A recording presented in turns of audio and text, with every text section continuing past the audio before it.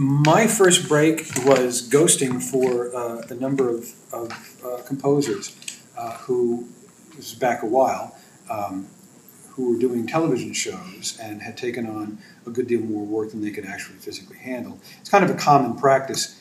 At that particular point, I had been recently out of college, and I had been making phone calls and making contact with various people. And at one point, one of those contacts had gotten a hold of me and said, "We'd like very much for you to come by and let's talk about you maybe writing a few cues on this particular series that we're doing." And so that was kind of the door that opened for me. I worked with this guy for a number of years on shows like Starsky and Hutch and Heart to Heart. And then eventually it led to doing Simon and Simon, where I was a partner and I was on the screen and I was legitimate at that particular point. So that was nice. That was actually the beginning of it all right there.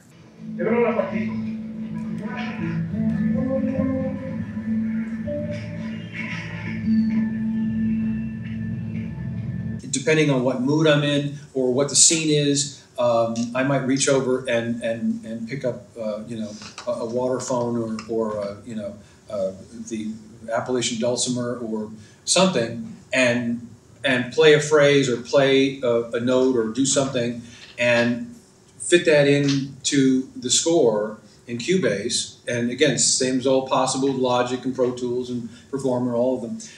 Slip that into an audio track and fit it and make it work. Now you've got this one-of-a-kind sound that you just created, and then you decide, oh, you know what, I want to twist that up a little bit. You start processing it. You flip it around. If you've got taken rhythmic parts, take a stringed instrument and be tapping on it like a hammered dulcimer, and be tapping on some notes or some weird notes, and it's this rhythmic thing, and then you record that into Cubase, and then you start twisting it up. You tear it apart. Turn it around so you're getting a reversed sort of rhythmic sort of thing going on. You put it through effects, you process it, and you come up with some completely out of left field piece of sound that can be really cool and really identifiable and unique, and it can end up being a cornerstone to your whole score, just depending on what you did. And it's just because you were sitting there thinking, what can I, and you take this and you do this and you do this and you do, and then you might think after it's all said and done, it's rubbish, you throw it out.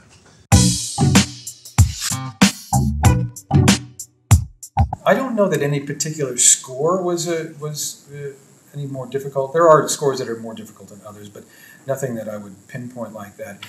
The difficulty has to do with having a lot of work coming at you at inopportune times and how to manage, finishing one film and then getting into another film and keeping everybody happy, that sort of thing. And if you've got 3 projects basically going on at the same time. The next process after the writing, or actually during the writing process, is the music review session.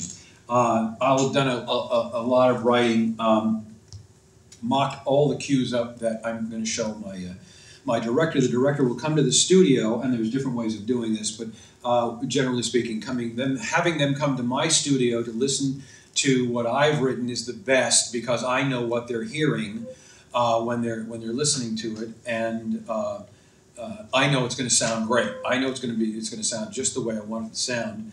There's that open-mindedness that has to exist in a collaborative situation that is extremely important, and no matter how great you think your score is, everybody else is probably going to not have the same enthusiasm that you have. Which isn't to say that your score isn't good. It's just that you're wed to your score. You listen to that piece of music. Just like the director looked at his film 100 times, and when somebody comes along, the producer comes along and says, what if you took those 2 frames out there? What? No, that'll destroy the timing. No. It's the same thing with music. You're wed to your piece, and when somebody else comes in and makes a critical comment about it, in a constructive way even, it hurts. A lot of directors will, not have an idea, not have an agenda, and then I have a great deal of freedom, and other directors have specific ideas of what they would like to have in their score, have in their movie, and they come to the table with some ideas, and it's a great thing. I love those. I probably like those situations more than the others where I have a good deal of a free hand. I like the collaboration. I like the idea of taking a director's thoughts, initial impulses as far as what the music should be, and turning it into something else, developing those ideas, and then communicating more with him or her, and again, keeping the collaboration going after it's all said and done. I think I'm probably the most proud of those particular scores. In some situations, they don't have a lot of time, so it takes that much time, maybe 2 weeks, to do a good chunk of music. I mean, there can be anywhere between 45 minutes of music to, I'm just finishing a film right now that has 80 minutes of music in it, although I had a great deal of time on that particular score.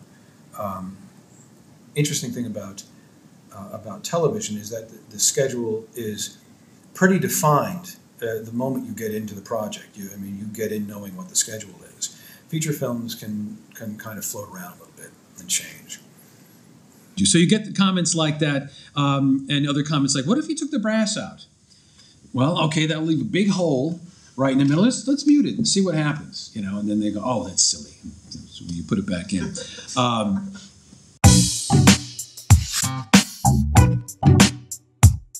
A lot of people get their start by doing the ghosting thing, but that depends on where you live.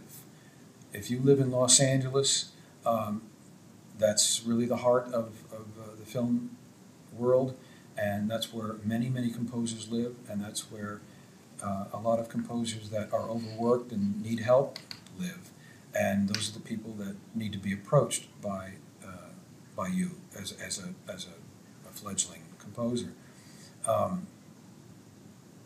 There are a lot of fledgling composers out there, so it is a very difficult thing to get into. Probably the most important thing, beyond knowing how to write music, is the perseverance and the attentiveness you have to getting these people's attention.